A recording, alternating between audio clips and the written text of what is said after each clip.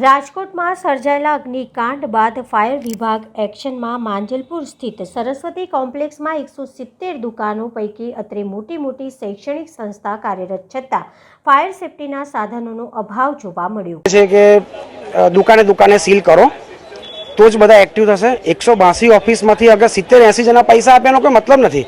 આ છેલ્લા વર્ષોથી આ ચાલતું આવ્યું છે। આ કોમ્પ્લેક્સ બહુ જૂનો છે આખા વિસ્તારનો, એટલે અમે એમને દરેકનું અલગ અલગ મંતવ્ય બધા એવું કહે છે કે ખાલી આગળથી ઇલેક્ટ્રિસિટી કનેક્શન જ કાપો, દુકાનો ખુલ્લી રાખો, પણ પાછું એ જ આવીને ઊભું રહેશે। બધા બંધ ઓફિસમાં પણ અંદર બેસી રહેશે, લાઇટ નહીં હોય તો બેસી રહેશે। એટલે અમે એ કહે છે કે તમે દુકાને સીલ મારો, જ્યારે 100%ના પૈસા આવે ને બધું એક્ટિવ થાય ત્યારે અમે જાણ કરીશું જીઈબી ને ફાયરમાં, તમે ચાલુ કરી આપજો, ચાલે છે।